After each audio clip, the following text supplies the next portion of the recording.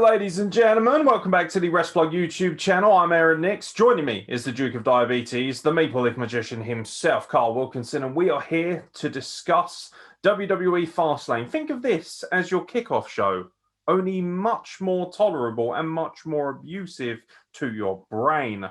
And we are going to give our predictions as well. Right, let's get right into it. No time for idle chit-chat. Mustafa Ali gets another shot at the United States Championship, apparently, as he faces Matt Riddle, the current reigning champion. Who you got?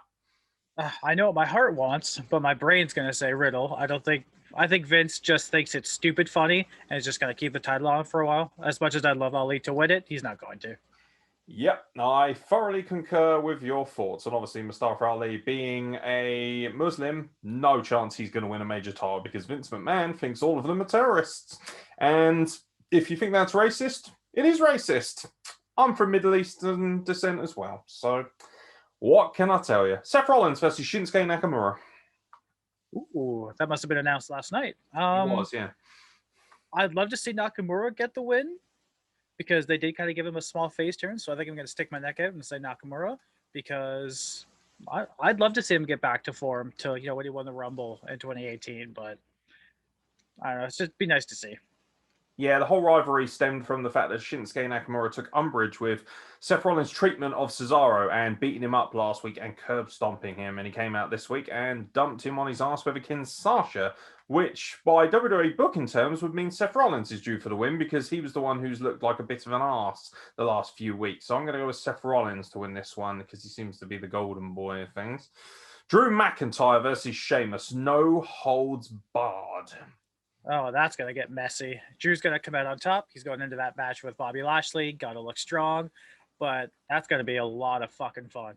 What a shame this isn't for like the #1 contendership. You know, I spoke about this on the Raw podcast. It would have been nice if this match actually meant something instead of just giving Drew the de facto top shot at WrestleMania. You know, it would have been nice, sure. especially as he's the big face who earns everything. But he's obviously going to win. There's no reason to job him out to Sheamus this close to the biggest pay-per-view, arguably in the company's recent history, when you particularly consider that this will be the first time they've had fans in for over a year. So we'll see how that goes.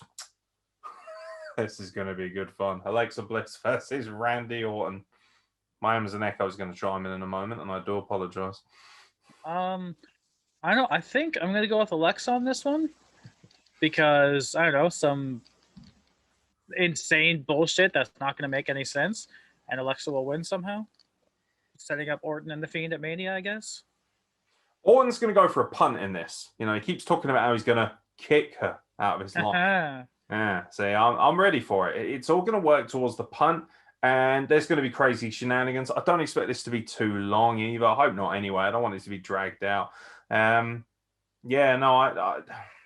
don't think either person's going to win. We're just going to get some weird, shady ending where Orton gets transported to another dimension or something crazy like that. Hopefully, he'll come face-to-face with himself, but I reckon this is going to be quite heavily edited. I would like to see him go full cinematic with it, but I feel like they have a lovely spot because there was a lot of talk, wasn't there, last year, that Firefly Funhouse and how that really got the internet a buzz, and I think they're going to do the same thing, but with Orton this time, we're going to have some crazy, out there, hysterically cinematic concept for us to all watch and fawn over the next day on the podcast, so that should be fun. Big E defends his Intercontinental Championship against Apollo Crews with his fresh new accent. I mean, that's cool and all, but I don't think WWE's behind Apollo Crews enough yet to give him this. They've been building Big E up for a while, especially since it split from the New Day. So I'm gonna say Big E here, and not just because I think he's the funniest guy on the roster, because he's so great. I'm going to stick my neck out and say Apollo Crews. Ooh. Yeah, I fancy Apollo Crews to win the title, and I feel like Big E might be moving into something else. They put way too much effort into Apollo Crews to just have him lose. I mean, it's a very WWE thing. New gimmick, new voice, new fresh incentive. Fans are interested. Yeah, fuck off. That's very much the WWE mantra. So poor old Apollo will probably be sacrificed at the altar of terrible gimmicks, but I am going to stick my neck out. Why not? As a big old sweaty mark and say Apollo Crews captures the IC title and Big E moves on to bigger things after WrestleMania. Ooh, that's spicy. I like that. Yeah, we like a bit of spice here. We certainly do. Now then, for the Women's Tag Team Championships, Nia Jax and Shayna Baszler, most likely with Reginald, who are currently suffering from a large amount of dysfunction, courtesy of SmackDown, will be facing Sasha Banks and Bianca Belair. Champs retain just because they're using this as another vehicle to, fuel a singles feud like the women's tag team titles have done for the last 2 years. Don't care. Huh? Yeah. Do you know what? I thought Sasha Banks versus Bianca Belair was going to be earth-shattering, but this is the problem. WWE gives us what we want in terms of match, but the build shit. Doesn't this seem awfully reminiscent of a certain WWE title match at WrestleMania 34? Yeah, I hear some bells jingling. Particularly in Reginald's case. I don't understand why you would have the women's tag team champions be derailed, particularly this close again to WrestleMania. Not that anyone really cares that much, but I believe Natalya and Tamina are being lined up as potential number one contenders after. Yeah, they attacked the women after the match. Bianca Belair and Shayna Baszler had a 1.5 minute match on SmackDown before they were assaulted by these two whopping great units of charisma.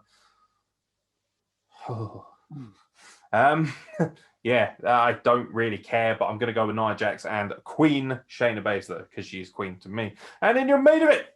Oh, actually, so we have a slight edit here. Now, it was announced on SmackDown that this would happen at this pay-per-view. However, according to their Wikipedia page, and I can't find sources to confirm this, there is no Braun Strowman versus Shane McMahon, which I'm sure you will be very joyous about. However, we were scheduled to get Braun Strowman versus Shane McMahon on this card and not WrestleMania. Not really sure what they're doing. Maybe they have pulled it, maybe they haven't. But rather quickly, would you like to just randomly hazard a guess at who might win a match between these two? I don't know. Shane gets the win here, only to have another rematch in some sort of crazy, stupid thing, so Shane could get murdered at Mania. I concur. Braun, that's all you're going to get out of me. Yeah. I don't fucking care. I'm so full of excitement. Wow. Gee whiz, I can barely contain myself. I don't know why you got so much hatred towards Braun Strowman. It's done nothing to you. Yeah. Anyway, main event. The Universal Championship will be on the line as Roman Reigns defends against Daniel Bryan with Edge as the special guest ring enforcer. As much as I would love Daniel Bryan to win it, because, we don't know how much longer he's going to be around, he can't take it off Roman yet. Not this close to Mania, not with how fucking good he's been. And they've been building up Roman and Edge, so... Yeah, I love Daniel Bryan, but he's not a big draw on the marquee. And anyone who says he is just lying to themselves because casuals don't want to watch Daniel Bryan. They barely want to watch Roman Reigns, if I'm being honest. Do you know what my perfect fantasy booking is? Daniel Bryan, he gets Roman Reigns in the S-Lock. Referee gets dealt with, maybe Jey Uso and Edge on the outside fighting. And he accidentally bumps the ref in some way, and Roman Reigns is tapping out, and everyone's like, Daniel Bryan should be the Universal Champion, but he's not. What is going on? Chaos is breaking loose, and then all of a sudden you hear sirens, and out comes big old Rocky Lesnar. F5's Roman Reigns, leaves him laying, and fucking Daniel Bryan just crawls over him and picks up the monumentous win and looks at Edge and says, I'll see you at WrestleMania, bitch. And Roman Reigns, in the meantime, is like, Lesnar! And Brock Lesnar's like, I'll see you at WrestleMania 2. That would actually be my fantasy booking because I want to see them go at it one more time, proper WrestleMania 31 style.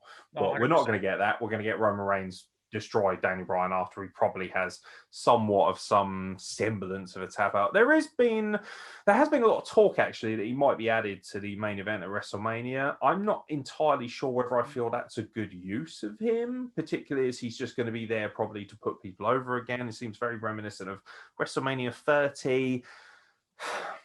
Just let him have the belt. If you're going to put him in the main event, just let him win the belt outright, especially if Edge is going to win anyway. I don't know. I really don't know. I think Roman Reigns will win this, and then I think Edge will go on to WrestleMania and hopefully win the belt, and I will cry tears of joy, and then it will be over to Christian to hopefully save us all and beat that absolute fucking turd blossom Kenny Omega. Imagine if we had Edge and Christian as dual champions on entirely different promotions. That would be Christian hasn't been a world champion since he was NWA World Heavyweight Champion when 2010. I'm not counting the WWE CW title. I'm just not. What about the World Championship? He beat Randy Orton, didn't he? Oh yeah, I'm sorry, for like 2 days in 2011. That's fair. World title. Yeah, but no. To be fair, we did get some damn good matches from those two.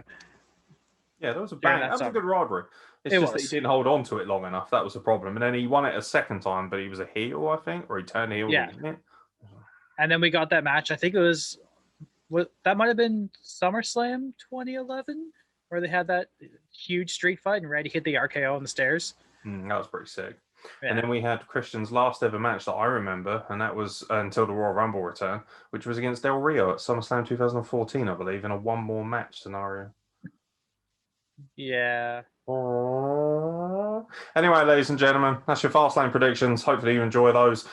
This is still better than Sam Roberts in it and Pete Rosenberg. What a couple of potato-headed fucking waffle burgers they are. One looks like a potato. The other one looks like he's had pubes surgically attached to his head. Very strange. They're both insufferable. I hate them.